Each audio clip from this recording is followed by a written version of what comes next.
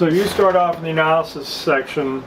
All three articles share a common theme. Outside influencers and activists have more authority over party polarization and decision making than you say anything things. I think you mean any one things.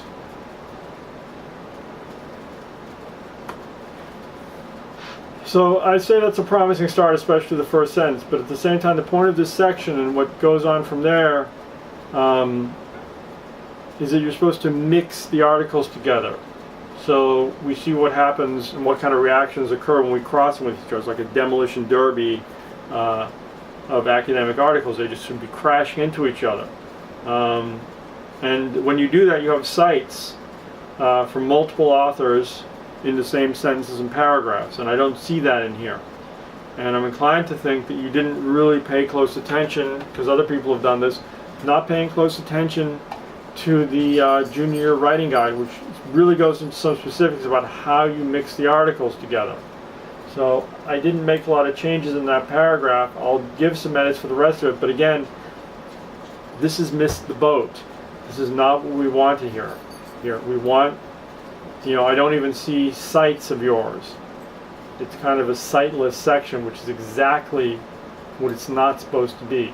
You begin by saying, many will say. Every time you do something like that, the reader's going to say, who is that?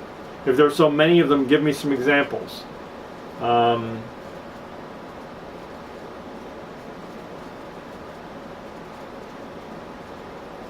If you look at that first sentence in that paragraph, you'll see some things I crossed out, just for clarity, from the outside world and their cause.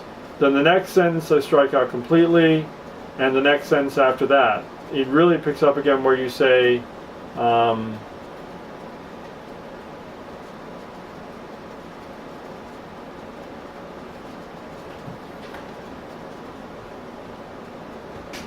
okay, I think what I did actually is I collapsed those two sentences together. So I crossed them out, but I collapsed them so they make more sense together.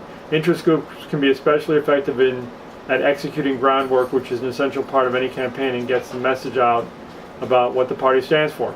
Needs a cite there. These are not things you're making up. These are things you read. So, and you're reporting them, and that's a good job of reporting them, but you have to give the person who's reading it an idea of where you found that.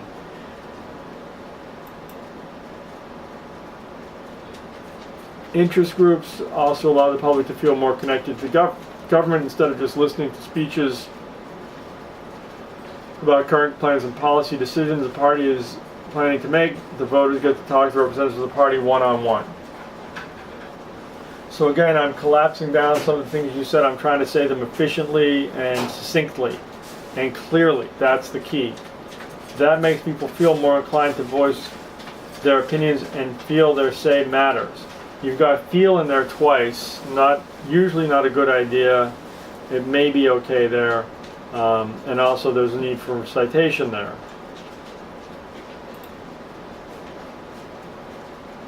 While interest groups can bring a lot of good to the political parties, they can also bring the bad.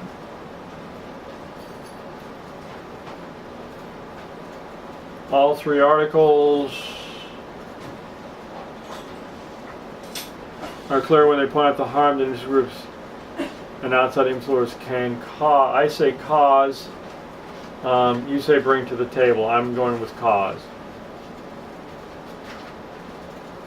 You then say for starts. That's too informal. That's too colloquial would be the term I'd use. I would just say those groups, not these groups, those groups, we're already talking about them. And I also substituted in the next sentence again, you're using lowercase hills. It should be possessive, and I think you mean capital Hill. I just said some of those significant political contributors are Fortune, capital F. A Fortune 500 company is this kind of company. Definitely gets a capital F. Fortune's a magazine. Some of the most significant contractors are Fortune 500 companies with a citation there. When the groups that are representing large companies, you say corps.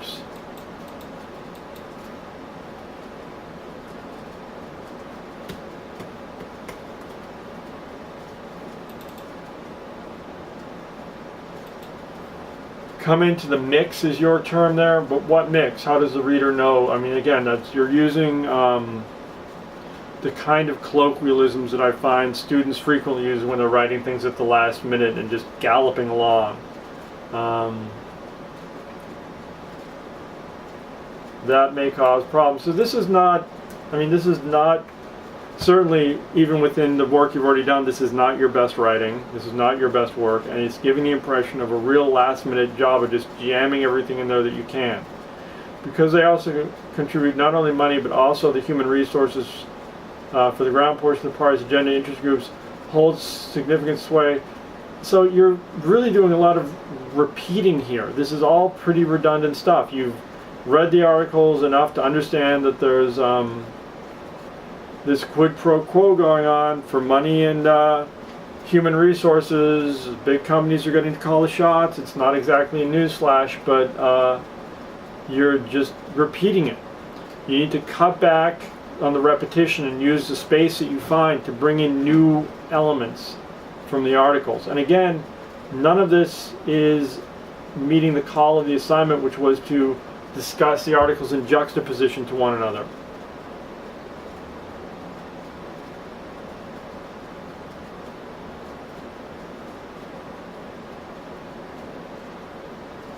Anyway, missing a few sites in here, and then there's a redundancy issue.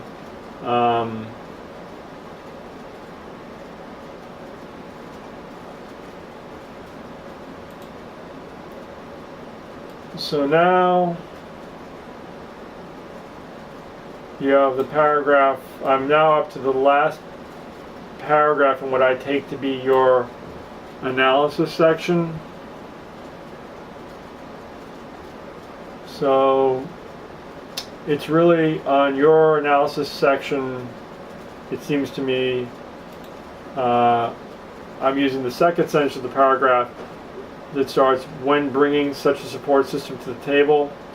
I'm using the second sentence that follows, for example. That's where I start off that paragraph. And you say, for example, a large corporation brings in an interest group to help support the Republican Party. They offer a large donation. There are caps on these donations. It's probably not going to the Republican Party or the candidate. It's probably going to what's called a dark money site. You know, a PAC, something like that, soft money. They offer large donation, people on the ground in major cities to help hold public rallies, and much more. Again, when you give those kind of things, many, more, people want to know, like what? If there's so much more, tell me what it is. Chances are, though, you've already told enough of the story that you don't have to add to it and add to it. Since they're contributing a significant portion, the rest of it's mechanically fine, but again, in this section, you're supposed to play the articles off against one another. And doing that admittedly takes work, and the thing is that that's how you learn to write. You can't take a calculus class and not do the problem sets. You're not going to learn calculus. You can't try to become a better writer and not do the work and think you're going to make progress. I know it's hard. We've all suffered through it, but you've got to sort of pick the pieces of this thing up, keep what you can keep, and build up the rest of it with additional content, particularly in mixing the articles together. I'm worried about the time. I didn't set a timer. I'm just going to do another video for your last section.